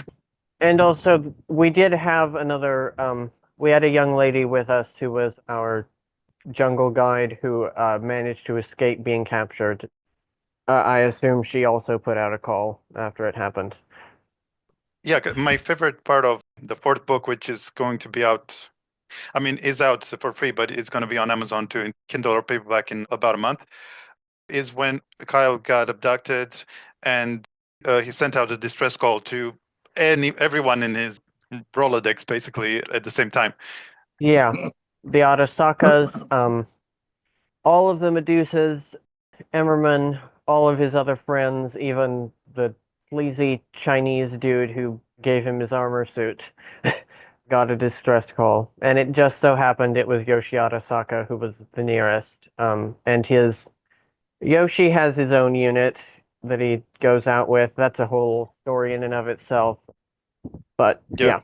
That needs to be put into a movie or TV show sometime. Yeah. But the other part that I loved is when they were invited to Niflheim, which is one of the number of planets, I mean, palatial estates that Emmerman, the old man, has settled. And while reading that, I had the distinct feeling that we're dealing with the same phenomenon as with the Valkyries, which is that what if the old man considered that he was naming these colonies and estates after the folklore, the mythology, but actually he was inadvertently creating them in a time loop, in a self-fulfilling prophecy kind of way. What do you think about that? The Valkyria race is a race that is interdimensional, very real, angelic female society warriors. Okay. So that is a real thing. What I think with the Valkyrie units that the Mars Germans created and Emmerman created was similar to the projects of Ibis and Hydra, where they took the DNA and hybridized certain females with ancient Valkyrie interdimensional DNA and created what might be something similar to what you're talking about. So she was just paying homage then. Basically, yeah, because the I would agree with Valkyria that. are very ancient. I mean, similar to the Angelics and as old as the Lyrians. They were around way before we were. Way, way, way, millions of years So before that, we were. Penny's theory, which I was all on board, that the Valkyries, the source of them are actually ourselves. That's true, but it's not complete. It's there's more to it. There's more to it, yes. Because Yeah. again, we're talking about projects, we're talking about an off-world breakaway German civilization that paid homage to with Himmler, when Himmler was going to different countries and trying to figure out the DNA codes where the Aryan race was, specifically the Germans were from. You know, they went to Norway, they got into the Norse mythology of the gods, who, by the way, Odin's very real. Odin is not Enki. Way before all of this went down. I mean, Thor, all of them, Odin, yeah, all very I'm pretty real. sure. Just a different DNA, just a very interdimensional beings. Again, powerful interdimensional beings, not God, but gods, part of the councils, part of the creation, all of it. Yeah. There is an This argument. is very high concept stuff. Yes. It's very high concept, yes. You can make the argument that Odin and all these deities are ourselves in the future, and we're basically the lower densities are in the distant past.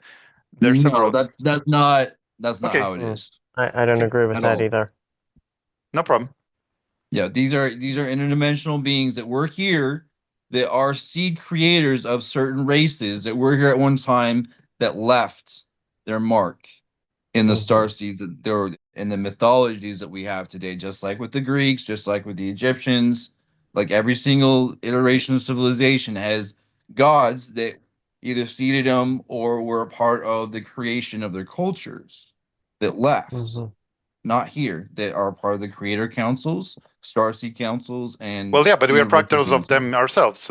They fractalize themselves is the theory, the conventional. That's a theory, but that's not that's not accurate. They did not fractalize themselves. They are beings that live in another dimension, interdimensional beings. We dealt with these beings in the Medusa, and as well, because when you think about interdimensional warfare, people say spiritual warfare. No, it's interdimensional.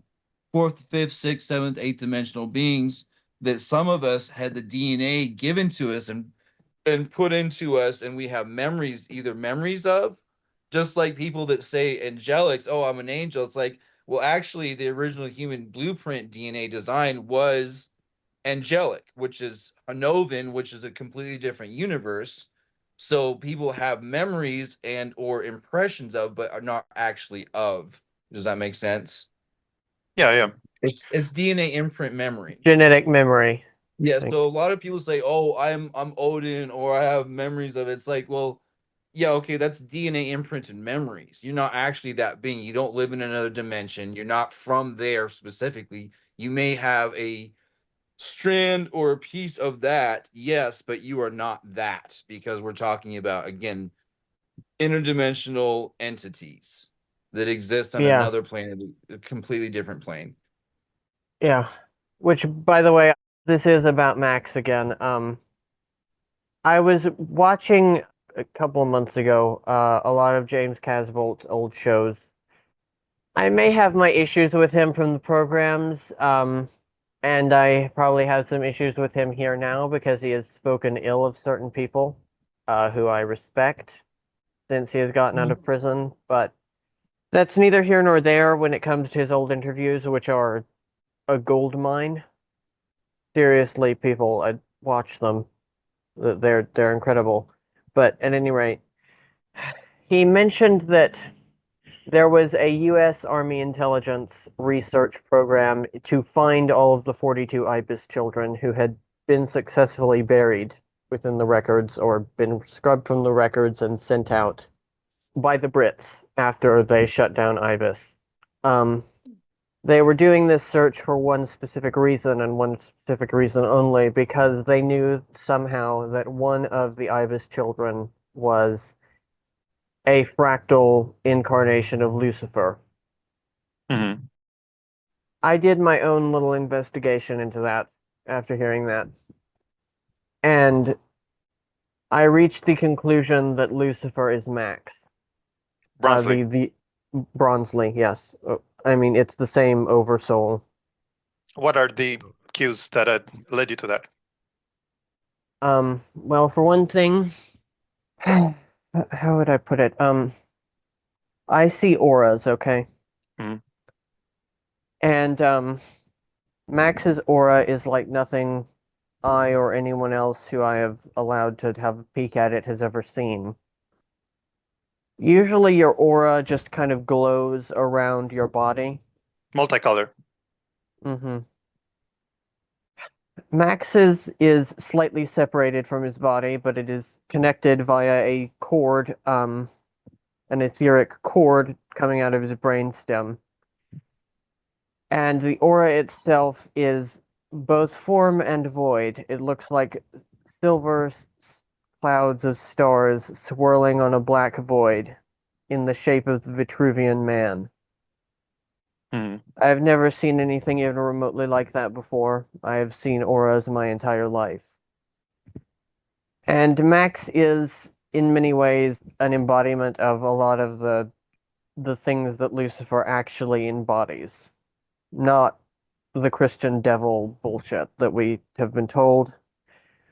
What Lucifer actually is, in essence, he represents knowledge. That's what they mean when they call him the light bringer. They don't mean light in the love and light sense, the new age horse shit. They mean light as in knowledge of the truth, even if it means pain or insanity. So light from darkness, the moon and the stars, white on black. Does it have to do with the entity that it is said that some galactic federations, like Joseph Powell was talking about, that they worship a black and white god? I didn't even know about that. That's interesting. But yeah, that would be what that is. And so when you want to look back into the past to find possible incarnations of Lucifer among the quote unquote gods, you would look at moon gods, particularly Apollo and Khonsu. And we know from Ibis that Max is the reincarnated Khonsu. And I don't know for a fact that he's Apollo, but that it fits very well. Hmm.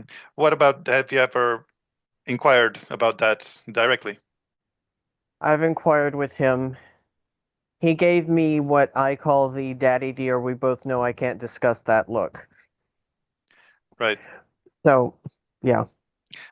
Jack, you were saying something to me in a private chat that there is a fractal, but only one of Lucifer, because I've heard one or two other claimants, I Okay. don't have the person that I go to for confirmation because of what her place was in the projects and who she actually is as a reincarnation and off-world, one of the most an S class, one of the most powerful assets ever made by the projects is a Polyme Dandelion.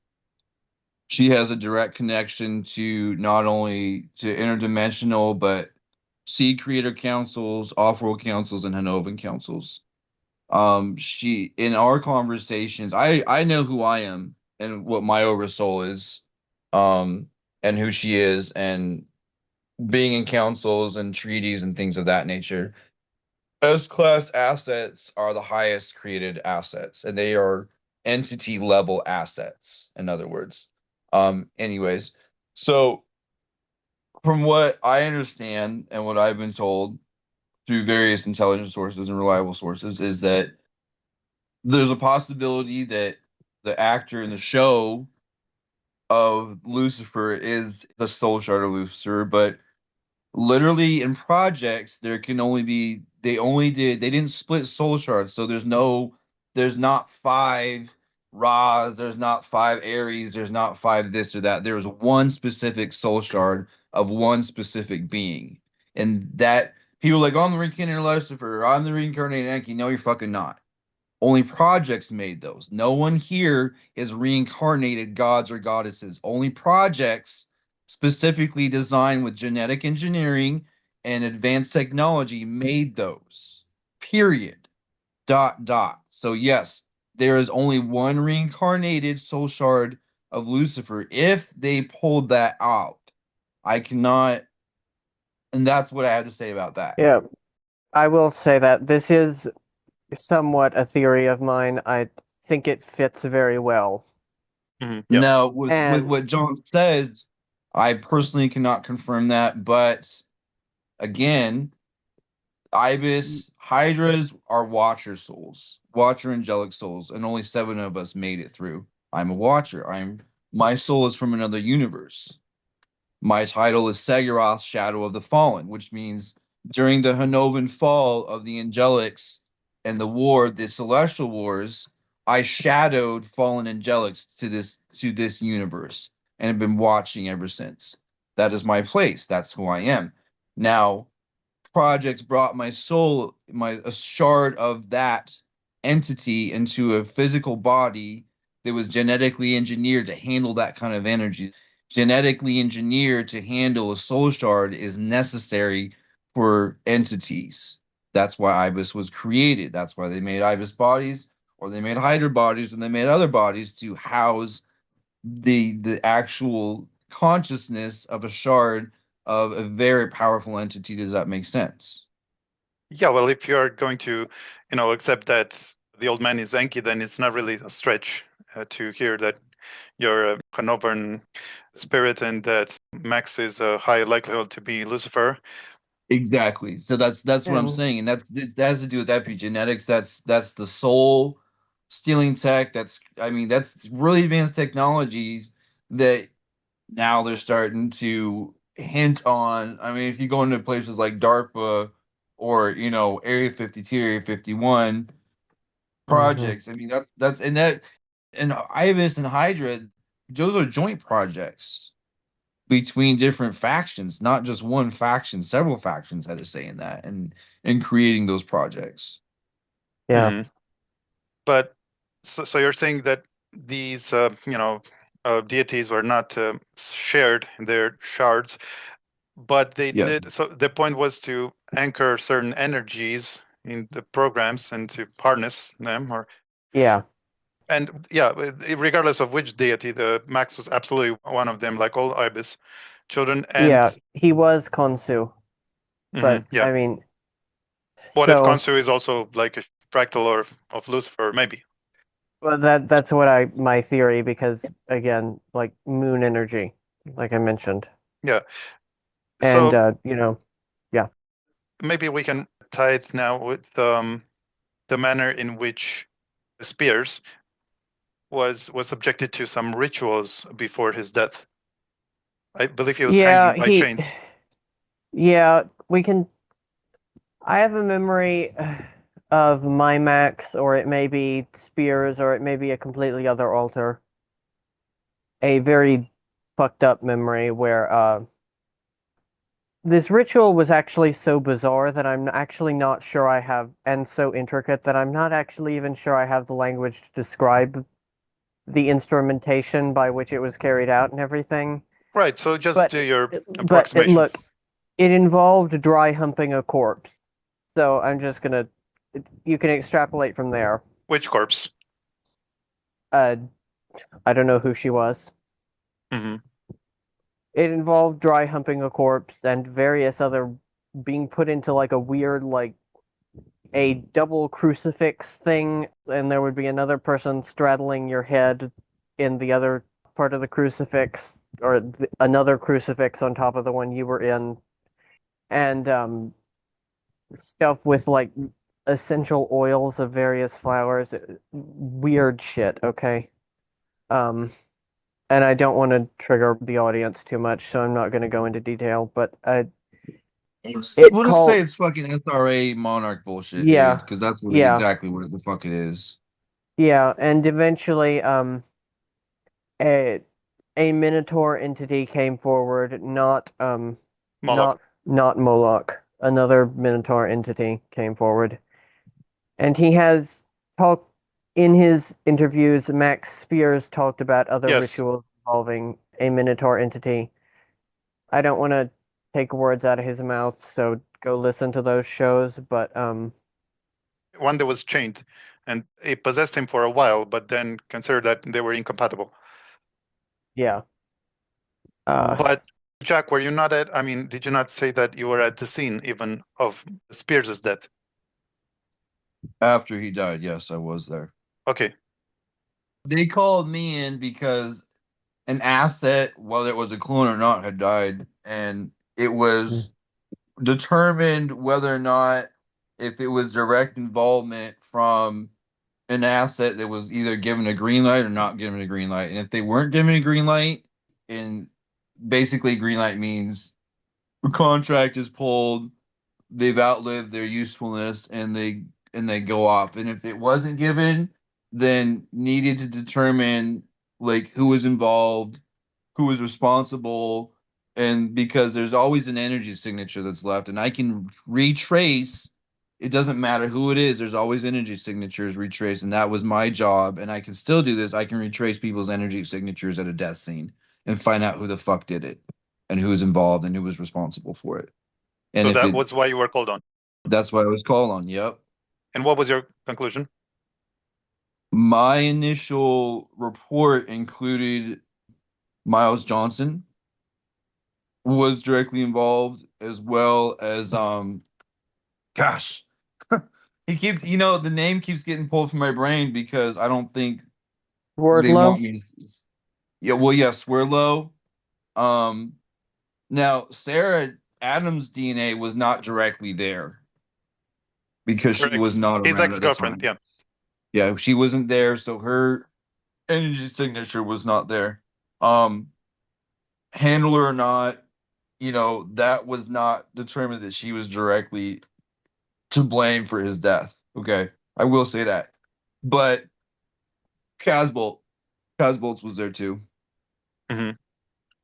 Well, Okay. that it tracks with Joseph Powell's account, if you're willing to Yeah, give it the benefit of and the doubt. It was so. confusingly, according to Joseph's account, which I don't necessarily disagree with, he said that Max's not Montauk altar, his Ibis altar. Oh, he got called. Because it was specifically the pills that he was being given, which was an antidepressant. The way, see, they can poison you, right? They can poison you with regular poison. It's not going to kill you. They can Use Karari. It's not going to stop your heart. They can give you, because you're designed and built to withstand conventional means of assassination. Could be a bullet. You're going to wake up from that bullet, right? I've been shot in real time. I fucking survived it. Okay. Had a lot of shit happen to my physical body. I survived. But specifically targeted to your DNA type, they can put that in a pill form. And they can use black goo, they can use shadow tech. I mean, this is the kind of stuff that's made that DARPA can do and other agencies around the world. And if you trace it back to what my initial report was, which was Swirlo, Johnson, and Casbolt, whose DNA signatures were there in the apartment, right? Whether it was on the pills that he took, whether it was the tampered with, then that would be Giza intelligence, which Giza is specifically made and uses their assets to target individuals, especially IBIS, Hydras, or Ultra Soldiers. That is Giza's main point, is to gain their intelligence and to target, because they have the means and they have the resources to do so, versus the CIA or other, three-letter agencies. This had Giza all over it. Because Swirlo's in charge of Giza. Is he? Yes. But I believe that even yourself and John have been programmed at Giza Plateau. At one time we were. Everybody was. But you broke through, or what? We broke out of it, dude. We switched sides. Mm-hmm. The whole point for some of us was to infiltrate, because our programming and our project programming, some of us were sleepers within certain programs and projects to take him down or to gather intel and to report back. I mean, that's what it is. That's what the faction wars are about. So you're saying that Miles was a handler all along? Fuck yeah, dude. There's two. You're looking at two sides of the coin, the same coin, because Ibis. This has to do. I mean, you have bigger picture and you have wars, but then you go break it down. Then you have faction wars, and the Giza intelligence network. Okay, everybody went to Giza at one point, right? That was an induction, but again, certain DNA markers and programming and projects, you're supposed to go there to get intelligence, make them think that you were being programmed by them. Sleeper cells, cicadas, Mm-hmm. and especially for people that beat MK Ultra and mind control, like myself and the Hydra, and some of the Ibis was specifically designed to go in to be able to take Giza down. There are Mm-hmm. operatives today that are Giza 100 fucking percent. They never broke out. They're continuing, and you can see the fucking psyops in the community. Yeah. The love and light bullshit. I mean, dude, I have people talk to me all the time about, especially people that have gone to Egypt in real time, that have the pictures in front of the pyramids. That is an induction ceremony into Giza intelligence. And they are agents within the community with their fucking psyops and their bullshit that are running around doing this stuff. 100,000%. I can fucking name all their names, but I'm not going to. I could take Okay. down the whole Yeah. fucking community, dude. I got so much dirty fucking laundry on people that I've been gathering for the last fucking 3.5 years in the community, dude. I could blow the whole fucking thing up. Gone. Yeah, I do too, which is why I finally felt comfortable coming forward with this, because the last time, look, I told people that Max is my kid in some capacity or another, that I raised a version of him. I said that to the wrong person. And this person, I am not going to name their name because I don't want them to get any attention, doxed me afterwards. So for the past 3 years, I've been kind of hiding from it, but I have dirt on that person now. I have dirt on all sorts of people now. So, Right. But just to quickly recap, because I hinted at Joseph Powell's account, but didn't actually, expound on that. yeah. So One thing I want to say about that, just please. real quick. Okay. He mentions that an altar of Max's was there during the execution. And in fact, he delivered the injection that killed him. Yeah. So, no matter how you slice it, there are still versions of Max out there. So, if you're a person who is getting new memories and you're still seeing him out there, even though you're supposed to think he's dead, you're not crazy, because there are versions of him out there still And in some apparently, capacity. this clone of Spiers insisted that he did the killing because initially Powell was going to, fingered someone else to do it. But yeah, and Yeah. supposedly, And by the way, I don't think that was Bronsley. That was Stryker who did that. I think so. I think he hinted at that. And he said that the person who did the autopsy provided the drug too, and the chief of police is deeply involved. And that The Warsaw Chief of Police? Yeah. Okay. And Spears' mother also didn't blame the Interpol or the Kent police or anyone else involved, but strictly the Polish police. And Joseph also claimed that Spears held on to the necklace with the gold key and black dragon at the end of his life, begging them not to take it. And he also suggested that Casbolt considered Spears a traitor, and he was also involved, just like Jack said, in his killing. 3 people. Okay. His energy signature was in the apartment. Joseph Powell's signature was not in the fucking apartment, by the way. Okay. Whose signature? Joseph Powell's. His signature wasn't in the apartment or on Max. Well, maybe because he wasn't involved in his death. I don't know. He was targeted poison in the fucking pills that he was given.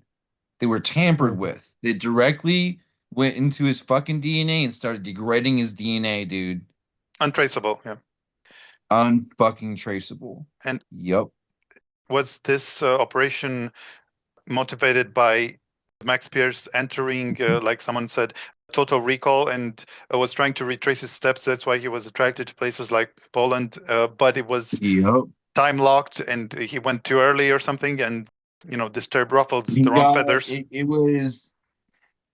It was Giza. Again, it was Giza. Okay, so you got to realize Giza intelligence connected to the Orion Syndicate. Those are the people specifically that we were trying to fight in projects. The Orion Syndicate, the Dark Draco. That is Orion Syndicate. Giza intelligences. Anybody that was Giza intelligence, anybody recently that went to Egypt, they are now Orion Syndicate. They're now part of the fucking problem. So I'm going to fucking out and say it, dude. Straight up. I'm sorry. Sorry, not sorry. They're fucking Giza agents and they're in the community. Giza killed Max Spiers. The Orion Syndicate did. And the agents that were used by Giza, again, Miles Johnson, is Sir Swerdlow. Okay. Apparently the ritual that they performed on him is called the Tibetan white bat ritual. And actually, his mother didn't look at his corpse after it arrived around a week later, but his sister did, Max's sister. And she said that there was a huge mark on his forehead, like the size of a large domino piece. And this is consistent with what this other source is saying, that they did this ritual on him and left a fire mark on his forehead. And it's well known that he expelled large quantities of black goo. Do you know what that's about? That's from the pills he took. They were directly targeted to his DNA that degraded his DNA and created what you might call black goo. Alchemical transformation of the DNA, dude. What do you think, John? It could very well be what I have a different theory about the execution method, actually, but this is Sure. Please share. My theory is that he actually did have black goo in his system dormant, and that he was executed via a hyper-concentrated salt syrup, which can be injected into the brainstem or behind the ear or into a major artery, and which targets it immediately shuts down the body, and it will, when you die, black goo does purge itself from you so it can go off and find a new host. I think that, yeah, I heard multiple people say that's how it works. In fact, it's even self-disclosed in Spider-Man and, offshoots of that, like Venom. Hmm. with the black symbiosis thing. Yeah. And hyper-concentrated salt syrup is a very common execution method because it's nearly impossible to detect unless, coroners don't look for salt poisoning. And even if they did, it may well be too late by the time they start looking for it because within minutes after death, your body begins alkalizing and breaking down salts so that it can start to decompose. Hmm. This is my theory. I don't know that this is the case, and you know, that's all we really truly have. But I one trust thing you. that I trust Jack. I trust what you say very much. I'm trying not to attach myself to this side too no, much. we just need to hear I all the understand. perspectives and people draw their own conclusions. But one thing that is certifiable is that both Max Spiers and James Casbolt had long-term relationships with extremely affluent and bloodline, women, women from the bloodlines of the, elites. Do you Yeah. believe that's by Sarah design? Adams. Sarah Adams apparently is a Phelps, and Haley Meyer is one of the single richest women in the world. Hmm. Bavarian nobility, Haley Meyer is. What's your Yeah, explanation then? I believe it was orchestrated in some way, maybe to bring about children. Breeding program. Yeah, breeding program, which Uh, is pretty Yeah. pretty average stuff for men in these programs. I don't necessarily know that that connected back to their deaths. You know, right. could go either way. Yeah, yeah. As for why Spears was targeted in the first place, did it have to do with him being the face of maybe the most dangerous, darkest sub branch of ufology, which is SSP, and maybe Hmm. to seed this chaos and discord or something, Yeah, and because he was getting a little too vocal and too ahead of his time. yeah, that.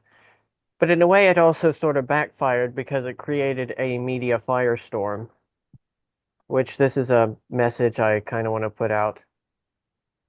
After his death, ufology in general got soft because we had 9 good years where very, very, very few whistleblowers were killed because there was such a media firestorm around Max Spiers' death. I know your friend Mark McClandish was killed in McCandlish, yeah. 2021. Yeah, and one or two Which other people. But then in 2025, we had gotten so soft, and so many people had fallen for the Trump shit and thinking, oh, we're safe now, we're going to have disclosure, that we lost three in one just year. yeah, just 1 year.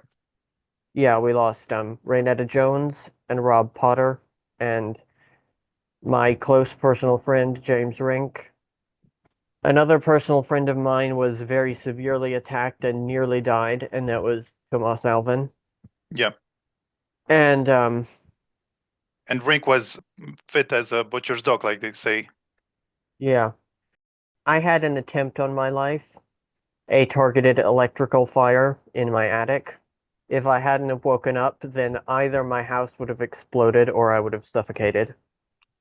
A mutual friend of ours, I won't say her name, she isn't public, but she had the brake lines on her car cut. She also had targeted heart attacks twice. Did you notice an uptick in targeting Jack in the last year or so? Um, 2024 when I started my disclosure, I was poisoned several times. I was attacked. I was taken to a black site in Russia by black ops and got the shit beat out of my fucking head. So, and I got shot in the head by an experimental aneurysm weapon that was designed to kill me. It was designed actually Hmm. for S class in 2024. So yeah, I mean, Yeah, and I, one of my good friends, Christy Martindale, saved my life, and John saved my life. I had several people save my life on several occasions. So yeah, there's definitely been an uptick in targeting, 100,000%. Hmm. And with Rink, he was also part of Universal Soldier Project, right? Yep. Yeah, I had a Mm-hmm. conversation, a long conversation with him because he wanted to do an interview with me. I had a conversation about James's story. We exchanged stories, Mm-hmm. and yeah, James had mentioned that because he was at Arasaka Resurrect from the Vietnam era, the Vietnam War. Oh, Mm-hmm. He was one of the first Universal soldiers. He was in the first batch. was it also something that Emmerman was involved in? Um, it was the Arasaka Corporation. I remember Gabriel Kruger was there. Old Um, man Arasaka, I'm yeah, old sure. man Arasaka was there. I remember having like we had a fight about it. I remember having a fight about it, being like, you guys realize the universal implications of resurrecting people and interfering in life paths with individuals who are destined by their life path to die in battle and what the repercussions of I mean it was a program and it was a project and there were so many variables in it. The first batch that came out, I remember they had their memories intact and having to Mm-hmm. debrief these individuals on what the fuck it was about and why it was happening, dude. A lot of them just fucking broke, dude. They just fucking passed out. They had aneurysms and fucking died as soon as they fucking woke up. So it What's became a thing of no, man, now we're going to implant devices that's going to erase identity and we're going to reprogram these individuals. So instead of debriefing them when they woke up, now they're just fucking Frankensteins at this point. Do you think there's a connection between the 27 vet suicides a day and the fact that they Well, it's actually 20, it's 22 suicides a day. It's not 27. okay. It was 27 suicides a day at one point, yeah, but it dropped down. So do you think there's a connection between them serving off-world and deaths? Personally, most combat vets, and this has to do with combat vets, it has to do with PTSD. There's a lot of variables involved, so no, not all of them are. No, but it must be a correlation, not causation. But In some cases, yes, but not in all. Because veterans, if you, okay, first of all, you come home after, they don't debrief you, they don't put you back in civilian life in a normal way. This is just for regular combat vets. Secondly, as soon as you start having PTSD episodes and flashbacks, the psychology of it and the chemistry of it, you're slamming doors, you're breaking walls, you're freaking your family out. So you lose your wife, you lose your kids, your family doesn't understand. You're going through your suicide thoughts of suicide because, dude, I have severe induced combat PTSD that you will not see in an SSP vet. It's different. So Mhm. being in war in real time here, because war down here versus up there is a regular army soldier. Because if you're doing just specialized off-world missions and you're just an operator, it's different than being regular infantry. Regular infantry, it's in your face fucking 24/7. That shit doesn't fucking stop. Okay. Mm. So again, yes, in some correlating figures, maybe in a few that have served off world, yes, but that is not the exact reason why. There's too many variables to say that. Of course, right. Okay. And so yeah, let's close it down because we've been adding quite a while with what Max Bronsley is up to these days. Um, Max Bronsley, he is at the rank of Mayor currently, Major in English, and he is running security at the Acheron Gate. Acheron is a little planetoid orbiting a brown dwarf, which itself is orbiting an orange dwarf star, about 16 light years out of here. I doubt if NASA has detected it. Like, orange dwarfs are pretty hard to see. Um, but at any rate, he runs the security of this gate, which is one of the 12 major gates.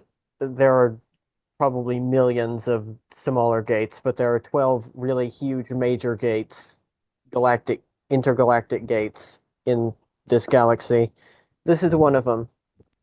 And he has an apartment there, but he and I still see each other quite often because He also gets taken at night. This is not just a thing that happens to people down here. There are people up there who get taken at night and sent off on various ops. Um, he's way overqualified to be doing that sort of thing, but he does it anyway because it's what he knows. And are you Uh, his eyes for what's happening on Earth, or yeah, and what's his yeah. take on it? That it's a shit show and that Earth is, backwards and probably hopeless. Oh, really?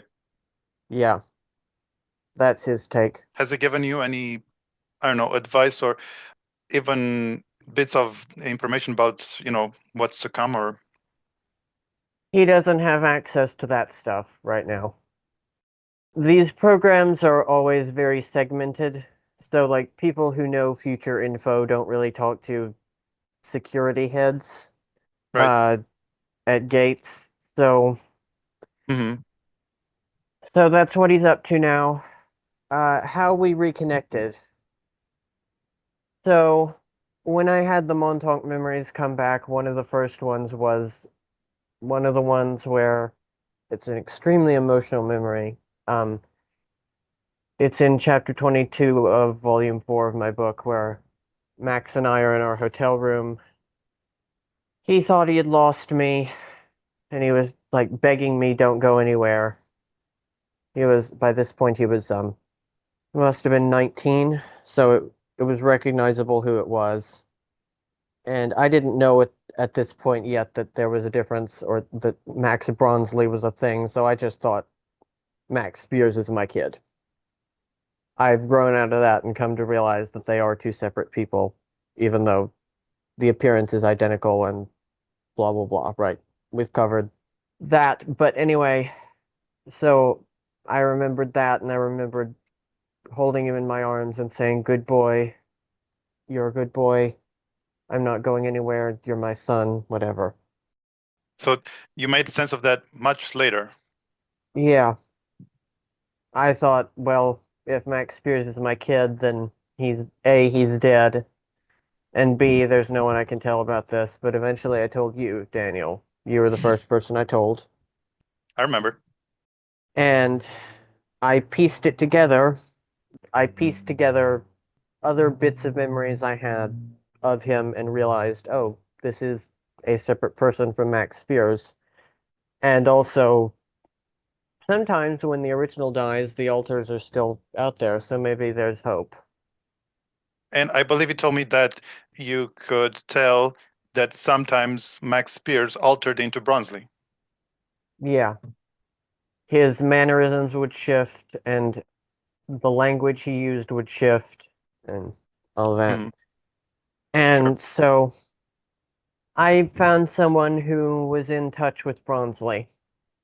Okay, it was Danny, Danny's source code, and he hooked into Max and he said, "Your dad is here. He found you." A couple of minutes later, he came into my etheric field. He is very gifted at bilocation. It had the appearance of him. It was his astral body, or a piece of it. So that's why bilocation projected into my etheric field and gave me a giant astral bear hug. And I'm standing right now, actually, in the exact spot where it happened. I Wow. didn't even realize that, but Full circle. yeah. And he said, "Hi, Dad." So that's like the sixth or seventh shard of you that he recognized to be his father. Yeah, it's complicated. To be honest, I don't fully even understand how that relationship works. It just does. Hmm. And that was the happiest moment of my entire existence, was Oh, reconnecting with my son. that's And great. we still talk every day. He has this ability that you rarely see. It's not unheard of. You can find accounts of it, but it's not common. Um, where he pulls a piece of my astral body out and into his physical space, and we can chat. So it's like by location, but it's another person doing it for you, basically. And Which allows so, you to see his whereabouts. Or yeah. And so we talk every day. When I'm out there with him, we watch movies. I have been introducing him to a bunch of classic cinema. I recently introduced him to Game of Thrones. just don't show him the last season. Yeah, that's what I hear. Uh, so it's a very strange thing, but it works. Um, it opened in me a capacity for love that I did not know I possessed. I'm sure, Jack, as a father, I'm sure you can relate to that. I'm sure the parents in the audience can relate to that, that you didn't know you could love anyone or anything as much as that until you saw your child first time. And so, yeah, it's the highlight of my life. It's by now I sort of, when I realized it was the only way I'd get to see him, I tacitly kind of consented to being out there. So now I am a somewhat properly contracted asset. Um, I'm not entirely just a slave out there anymore, which is nice. But, it's I can't claim that there aren't messy elements to it. I can't ask people to believe everything I'm telling you. All I can ask is that you entertain that it's possible Hmm. and entertain that maybe it's happened to you. If you're an SSP asset listening to this who only remembers darkness, try and think of maybe there's something like this in your experience that you can hold on to. Maybe it's not all dark all the time. Maybe there's something to live for if you're an asset. So, Yeah. Well, it's undoubtedly an important piece of SSP lore and adds to probably the most famous, still to this day, member of Disclosure in specifically SSP. He's the only one that breaks a yes. million views. So Hmm. it's great to have your perspective and thank you for sharing. And I actually barely got to have the intended topics, but we'll have to pick it up again and delve deeper into Mars specifically, if that's cool with you. Sure. I'm fine with that. And you, Jack? So this is my last interview I'm going to be doing for Disclosure, Okay. Daniel. Um, I did this as a favor to John because to And I appreciate confirm that. Max's identity. That is why I'm here. I'm here for John. I appreciate But that beyond belief, and so does he. I'm sure. 100%. Yep. So this is actually my last interview I'll be doing for Disclosure, Daniel. You and I can do a Mars show, Daniel. But Daniel, I'm so honored by your invitation and by your openness and your pioneering and looking to disclose what has happened here in Offworld Yeah. in the light of the universe and the bigger picture. I really appreciate you. I just want to say that. Feelings mutual, man. It's like I could never turn my back to the most fascinating, subject in history, basically. So I'm only doing my due diligence here. So, but yeah. And if you ever change your mind, you're always welcome back. So you have an open invitation. Thank But you. I think, yeah, that's a wrap for this one. So till next time, take care.